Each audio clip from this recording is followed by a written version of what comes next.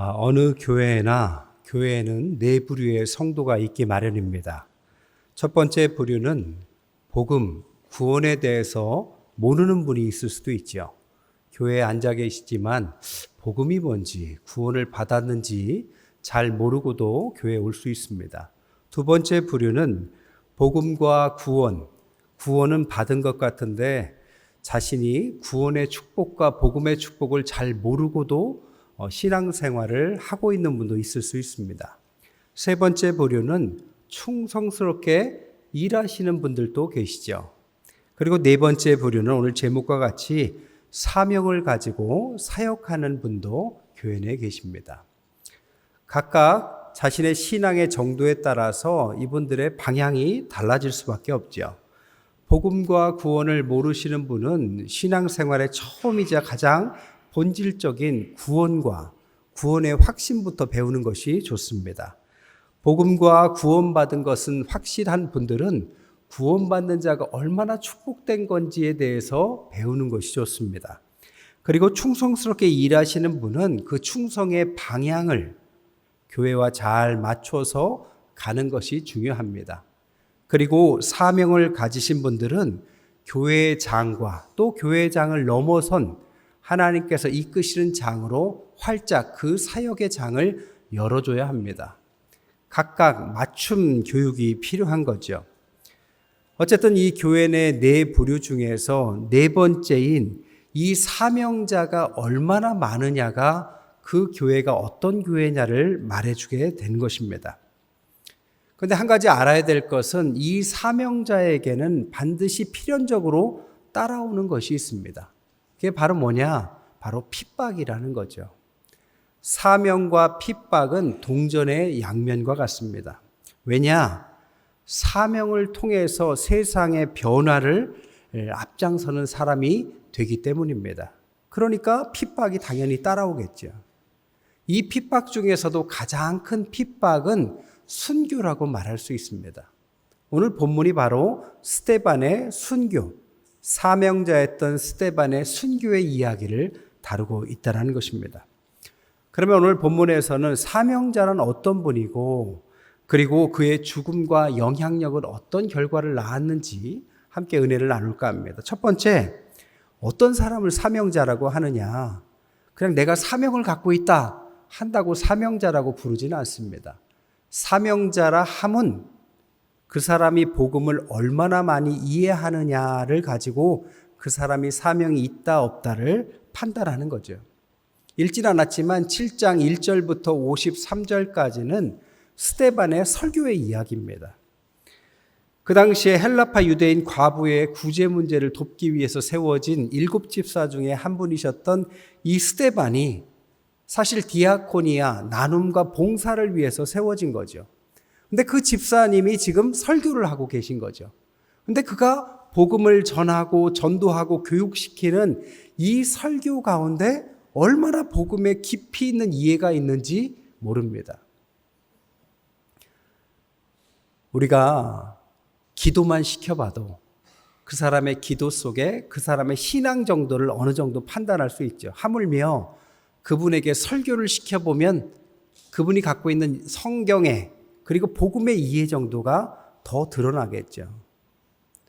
저희 교회도 우리 집사님 이상 되는 분들 돌아가면서 한번 설교를 시켜볼까 봐요. 그러면 다 나오겠죠. 교회의 가장 중요한 본질 중의 본질은 복음에 대한 이해입니다. 요만큼 이해할 수도 있고 이만큼 이해할 수도 있는 거죠. 오늘 스데반을 왜 사명자라고 하느냐? 복음의 이해 정도가 깊기 때문입니다. 얼마나 깊었느냐? 5가지 깊이를 보여줍니다. 첫 번째로는 구약의 인물들과 역사를 예수 그리스도의 관점으로 이해하고 있다는 겁니다. 유대인들은 아브라함이 믿음의 조상이라고 믿고 있죠. 우리도 마찬가지입니다. 하지만 그 아브라함이 나중에 메시아이신 그리스도까지 이어지는 첫 사람이라는 사실을 스데반은 말하고 있습니다. 요셉은 한 개인이 민족으로 이동하는 과정을 요셉을 통해서 설명합니다. 그리고 온 인류에게 복음이 나아가는 과정을 요셉을 통해서 이해하게 되죠. 모세는 출애굽, 복음을 상징하고 구원을 상징하는 것을 이 모세 출애굽을 통해서 알 수 있고, 다윗의 혈통이자 왕으로 오신 메시아를 이해하는 데 아주 중요한 인물인 것입니다. 역사를 예수님의 관점으로 구속사적으로 이해하고 있다는 것이 중요한 거죠. 두 번째, 율법을 복음으로 바꾸고 있다는 겁니다. 53절에 보니까 너희는 천사가 전한 율법을 받고도 지키지 아니하였다. 하나님께서 구원의 기준인 율법을 주셨습니다. 폐기한 것이 아니라 이 율법을 지켜내야만 우리는 구원받을 수 있는데, 이스라엘 백성뿐 아니라 우리 모두도 율법을 다 지켜낼 수 없다는 사실을 인정하는 거죠. 그리고 그래서 우리의 구원자이신 예수 그리스도께서 이 땅에 오셨다라는 그 필요를 배우게 되는 것입니다. 또한 성전을 교회로 바꾸고 있습니다. 48절에 보니까 지극히 높으신 이는 손으로 지은 곳에 계시지 않는다. 하나님은 어디 계실까요? 성경에 보니까 에덴 동산에 함께 계셨다가 성막과 함께 계시고 성전을 지었을 때 함께 계셨고, 예수께서 하나님이시었기 때문에 바로 예수님께서 하나님이시고, 그리고 그분이 부활 승천하시고 나서 성령으로 성도들, 교회와 함께 하십니다. 하나님이 꼭 거기에만 계시냐가 아니라 하나님은 무소부재 어디에서나 계시지만 그 하나님이 우리와 함께 계신 것을 알려주기 위해서 특별한 장소를 알려주신 겁니다. 너희와 함께 하고 있다. 그게 교회가 됐다라는 이야기입니다. 네 번째로는 구약을 신약으로 바꿔주죠. 52절에 너희 조상들이 선지자들 중에 누구를 박해하지 아니하였느냐? 의인이 오시리라 예고한 자들을 그들이 죽였고 이제 너희는 그 의인을 잡아준 자요 살인한 자가 됐다. 구약의 복음을 그렇게 전하던 선지자들을 다 죽였지만 메시아이신 그리스도는 결국 약속대로 오셨다. 옛날의 약속이 폐기된 것이 아니라 성취된 것이다. 이게 신약이다라는 것을 말합니다. 그리고 마지막으로는 유대교를 기독교로 바꿔 얘기하죠.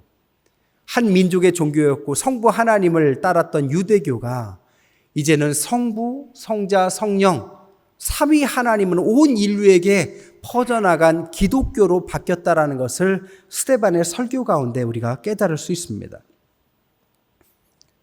여러분, 이렇게 설교하실 수 있죠? 이렇게 복음을 이해하고 계시죠? 이렇게 이해해야만 그 사람을 사명자다라고 말할 수 있다는 거죠. 그런데 복음을 이렇게 이해하고 있는 분들에게는 반드시 아까 밝힌 것처럼 핍박은 동전의 양면처럼 온다라는 것입니다.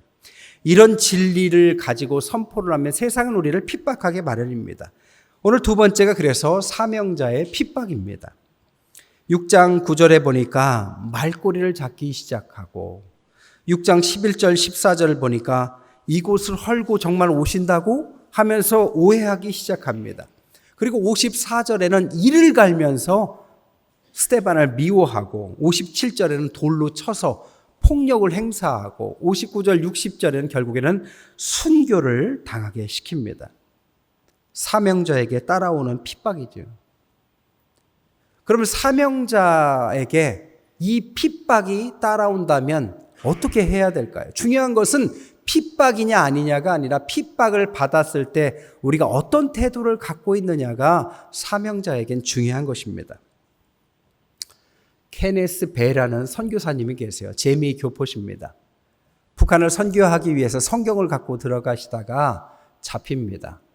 그리고 나서 국가 전복죄로 15년형 노동교화형을 받아요. 그리고 나서 미국의 최장 감옥에 갇히신 최장 복역한 분으로 기록됩니다. 심지어 그는 735일 북한의 감옥에 억류됐어요. 2012년 11월부터 2년간 감옥에 억류됩니다. 15년 노동교양을 받고 나서 매일 낮에는 중노동을 받았어요. 그리고 저녁에 밥 조금 줍니다. 그러니까 영양실조에 걸려요. 몸은 약해지는데 언제 풀려날지는 몰라요. 얼마나 괴로웠겠습니까? 그를 괴롭혔던 것은 매일매일 그를 사상교육하려는 사람들의 말이었다고 합니다. 뭐라고 말하느냐? 아무도 너를 기억하지 않는다. 너는 결국 여기서 죽게 될 것이다. 계속 이런 말을 듣는 겁니다. 그러면 이 선교사님이 무릎 꿇고 기도를 해요. 그러면 하나님의 음성이 들립니다. 내가 너를 잊지 않고 있다. 두 마음이 계속 싸우는 겁니다. 시간이 흐르고 1년이 넘어가요. 그러니까 매일 기도해도 마음에 의문이 생기고 어려움이 있겠죠. 그때 이 선교사님이 이런 마음을 가졌대요. 하나님께서는 내가 여길 남기를 원하시나? 하나님 그걸 원하십니까? 제가 여기서 순교당하길 원하십니까? 하고 내려놓습니다. 마침 어머니의 편지가 옵니다. 그 선교사님의 어머니가 편지에 뭐라고 썼느냐? 다니엘의 믿음이 필요한 때다. 다니엘의 믿음이 뭡니까? 그리 아니하실지라도. 같은 교회와 가족들이 열심히 그의 출소를 놓고 기도하지만 그리 아니하실지라도 하나님이 너와 함께 하실 거다. 어머니가 이런 편지 쓰면서 어떤 마음이셨을까요? 결국 그 선교사님께서 마음을 다 내려놓습니다. 그리고 주님께 맡겨요. 주님, 저를 여기서 뜻대로 하십시오. 그렇게 내려놓고 나니까 시야가 바뀌더래요. 자기를 괴롭혔던 간수들, 북한 사람들이 갑자기 잃은 양처럼 보이더랍니다. 그날 저녁에 북한 간수 한 명이 와서 이렇게 묻습니다. 정말 네가 믿는 하나님이 살아계시냐? 한 번도 묻지 않더니 그렇게 다 내려놓으니까 갑자기 저녁에 와서 묻더랍니다. 그래서 당연히 살아계신다. 그랬더니 그럼 왜 네가 아직도 여기 있냐? 그랬더니 그 선교사님이 그것은 내가 알 수 없지만 아마도 무언가 이유가 있어서 여기 있을 거다. 혹시 너를 위해서 내가 여기 있는지도 모르겠다. 이렇게 말했답니다. 진심이겠죠. 그러니까 북한 그 간수가 고개를 끄덕이면서 어쩐지 너를 보면 밖에 있는 우리보다 감옥에 있는 네가 더 자유로워 보이고 행복해 보이는 이유가 그것 때문인가 보다 하고 이렇게 갔다고 합니다. 그리고 나서 얼마 있다 이제 풀려나게 됩니다. 여러분, 하나님 앞에서의 핍박은 그냥 핍박으로 끝나는 것이 아닙니다. 이 핍박을 통해서 하나님은 다음 단계로 넘어가게 하시고 우리의 삶을 진정한 사명자의 길로 이끌어 가시죠. 그래서 세 번째, 사명자의 죽음이 중요한 것이죠. 오늘 스데반은 이렇게 순교를 당하십니다. 어떻게 당하시느냐? 5가지를 모습을 보이면서 순교하세요. 이 모습을 생각하면서 우리 성도들도 우리가 하나님의 사명을 받았다면 이런 모습으로 죽음을 맞이해야 됩니다. 첫 번째 55절에 보니까 성령이 충만한 상태로 돌아가시더라. 당당하니까 성령에 충만한 것처럼 보였겠지요. 죽음을 두려워하거나 구차하게 죽는 것이 아니라 당당하게 성령에 충만하게 우리가 하나님 품으로 가야 합니다. 55절에 보니까 두 번째로 삶으로 복음을 전하고 말씀으로 복음을 전하다가 돌아가시더라. 여러분, 우리의 마지막은 주변의 가족과 지인을 불러서 자신의 삶을 돌아보고 복음을 마지막으로 선포하고 가야 합니다. 아직 믿지 않는 가족이 있다면 마지막으로 신앙을 당부하고 가는 게 좋습니다. 세 번째는 55절에 보니까 하늘의 영광을 보면서 죽음을 맞더라. 그래서 네 번째 55절 56절에는 주님께서 저 하늘에서 서서 이렇게 손을 뻗치고 기다리는 모습을 발견하면서 가는 것입니다. 우리가 마지막 죽음의 순간 앞에서 저 하늘을 쳐다보면 주님께서 그 자리에 일어나셔서 우리에게 손을 뻗으시겠죠. 그리고 나서 누구누구야 어서 와라. 천국의 면류관이 너에게 예비되었다. 이렇게 말씀하실 겁니다. 그리고 마지막 5번째 59절 60절에는 기도하면서 찬양하면서 하나님 품으로 가는 것입니다. 스데반은 그렇게 돌아가신 거죠. 여러분, 여러분의 찬송가들, 여러분이 평소에 즐겨 부르던 찬송가를 이때 가족과 지인들이 옆에서 불러주면서 마지막을 대미를 장식해야 돼요. 그러려면 여러분 찬송가 18번이 있어야 됩니다. 얼마 전에 하나님 품으로 가신 권사님도 가족들이 권사님이 평소에 즐겨 부르시던 찬송가 5곡을 알려주셨어요. 장례 때마다 그 찬송가를 부르는데 얼마나 은혜로운지 몰라요. 여러분 18번 찬송가 있으시죠?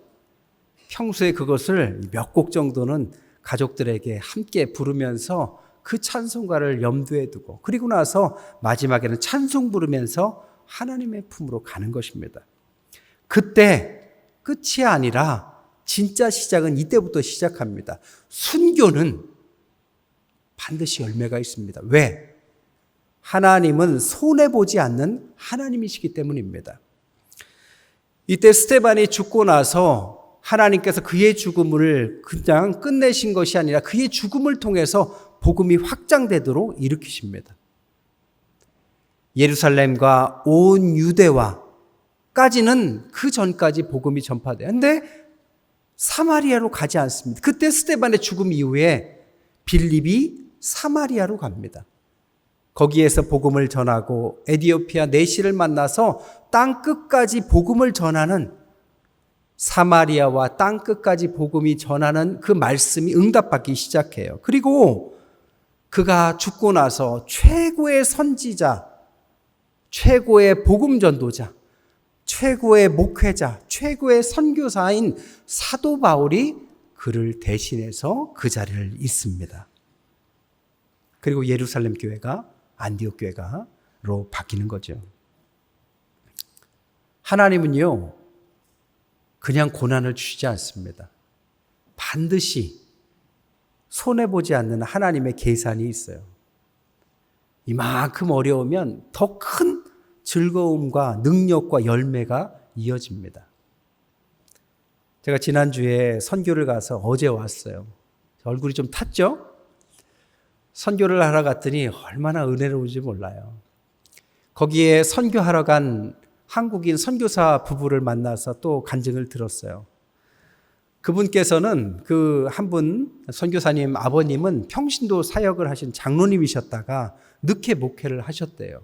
그러니까 개척교회를 하시니 얼마나 힘듭니까? 근데 그것을 옆에서 보고 자라다가 이분들도 선교사가 되신 겁니다. 부모님의 뒤를 이어서 목회의 길로 가는데 라오스 땅을 하나님이 주시더래요. 와서 20년 전에 와서 보니까 형편없죠. 지금도 가도 우리나라 7, 80년 그 정도밖에 되지 않는 나라인데 20년 전에 얼마나 어렵겠습니까? 근데 거기에 하나님 주신 마음으로 갑니다. 가기 위해서 마음 바뀔까 봐 오자마자 재산을 다 팔고 있었던 모든 걸 가지고 어린 2 자녀를 데리고 그 땅에 가서 20년 동안 선교를 하셨습니다. 하나님께서 함께 하셔서 국제학교를 하시는데 그 나라에 유일하게 외국인이 허락된 국제학교가 됐어요. 대통령의 손자들을 보낼 만큼의 최고의 학교가 됐다고 합니다. 그리고 선교가 아주 여러 방면으로 확장이 되는 은혜를 주셨는데 더 감사한 것은 그분의 자녀 중에 하나는 미국으로 유학 갔다 와서 부모님의 뒤를 이어서 그 일을 하겠다고 그 땅으로 들어왔다라는 겁니다. 좋은 데 갈 수도 있는데 다시 부모님의 뒤를 이어서 3대째 그 일을 하겠다니까 얼마나 기특합니까? 여러분, 고난은 손해보지 않습니다. 그냥 우리만을 위해서 사는데 하나님께서 어마어마한 축복을 부어달라고요?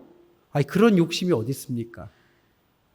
하나님 앞에 목숨 걸고 삶을 드리고 애쓰는 분들이 왜 하나님이 그 미래를 책임지지 않겠습니까? 순교와 사명, 이것은 바로 그런 것을 얘기하는 거죠. 한국도 마찬가지입니다. 한국에 오신 선교사님이 언제가 1호 선교사냐에 다양한 이론이 있는데 토마스 선교사라고 보는 분들도 있어요. 근데 이 토마스 선교사는 1840년 웨일즈 목사님의 아들로 태어나서 런던 대학에서 신학을 한 목회자가 되고 24살에 중국 선교사를 떠납니다. 24살이면 얼마나 젊습니까? 근데 어린 부부가 중국 선교사를 떠나요. 근데 곧 사모님이 돌아가십니다. 풍토병으로 돌아가세요.